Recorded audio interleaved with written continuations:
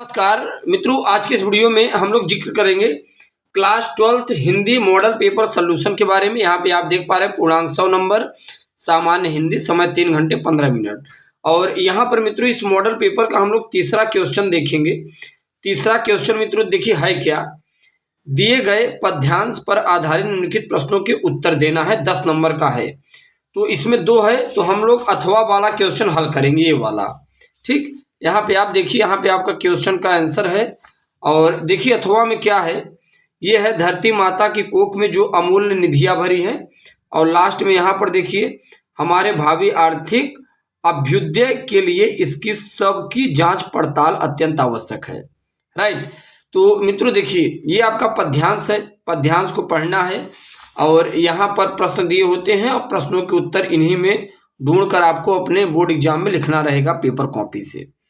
Right, और मित्रों देखिए आपके बोर्ड एग्जाम में लिखना कैसे है आपको यहाँ पे पता चल जाएगा, कितने वर्डों में लिखना है। और चैनल को आप जरूर सब्सक्राइब कीजिएगा। चलिए ध्यान दीजिए, यहाँ पर देखिए पहला क्वेश्चन क्या है, पृथ्वी को वसुंधरा क्यों कहा जाता है। ये मित्रों देखिए बहुत ही महत्वपूर्ण है, आखिर में पृथ्वी को वसुंधरा क्यों कहते हैं।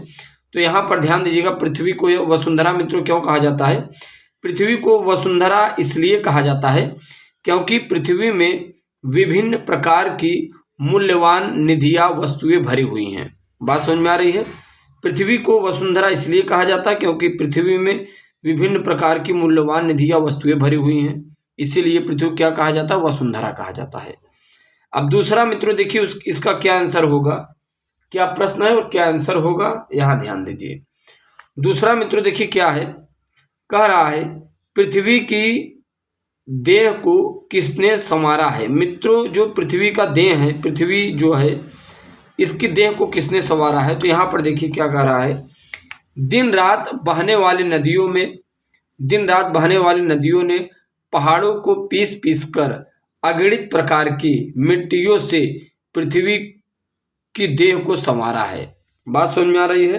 तो मित्रों अब यहाँ पे देखिए आपको दिन रात बहने वाली नदियों में, दिन रात बहने वाली नदियों ने पहाड़ों को पीस पीस कर अगणित प्रकार की मिट्टियों से पृथ्वी की देह को क्या किया है, संवारा है।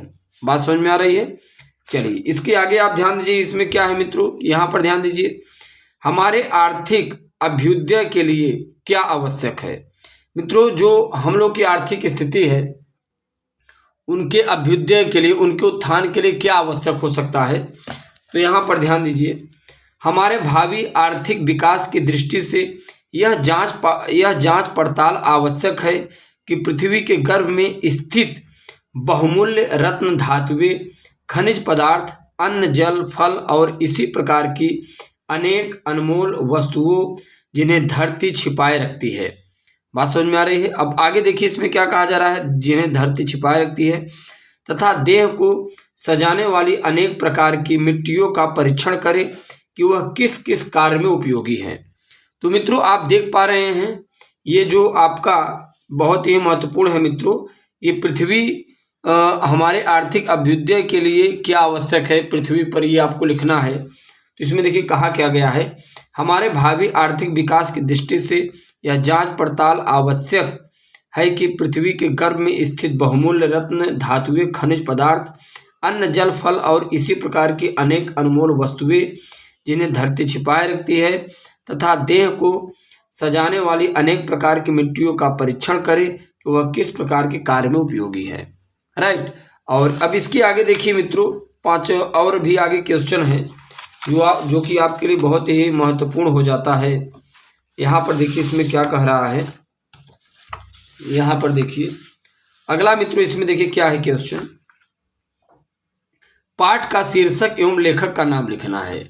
तो मित्रों ये किस पाठ में है, इनका शीर्षक बताना है और लेखक बताना है। तो यहाँ पर आप ध्यान दीजिए, देखिए पाठ का नाम क्या है, राष्ट्र का स्वरूप है, ये पाठ का नाम है। और इनके लेखक कौन है मित्रों, डॉक्टर वासुदेव शरण अग्रवाल हैं इनके लेखक हैं। तो मित्रों आप देख पा रहे हैं डॉक्टर वासुदेव शरण अग्रवाल पाठ्यांश वगैरह पर कितनी अच्छी कहानियाँ लिखते हैं। इसके आगे देखिए नेक्स्ट क्वेश्चन क्या कह रहा है, पहाड़ों को किसने पीसा है। तो मित्रों अगर बात करें पहाड़ों को पीसने वाले व्यक्ति कौन रहे, पहाड़ों को किसने पीसा, दिन रात बहने वाले नदियों ने पहाड़ों को पीस पीस कर अगणित प्रकार की मिट्टियों से पृथ्वी की देह सजाया है। राइट। अब देखिए, अभी तो इसके पहले इसमें पूछा था कि पृथ्वी की देह को किसने सजाया है, तो वहाँ पर हमने आपको बताया जो नदियाँ हैं, तालाब हैं, सरोवर हैं, झील हैं, इनसे बहने वाले जो कल कल झर झर करके जो इनसे जो जल बहते हैं, तो इन्हीं सब ने, प्रकृति ने ही पृथ्वी की देह को सजाया है। लेकिन यहाँ पर देखिए ये टाइप की क्वेश्चन क्या, पहाड़ों किसने सजाया, तो दिन रात बहने वाली नदियों ने पहाड़ों को पीस पीस कर अगणित प्रकार की मिट्टियों से पृथ्वी की देह को सजाया है। राइट। अब इसमें मित्रों आगे देखिए चौथा नंबर का क्वेश्चन आ जाता है, प्रश्न उत्तर नंबर चौथा। देखिए इसी मॉडल पेपर में है, तो देखते हैं मित्रों क्या है।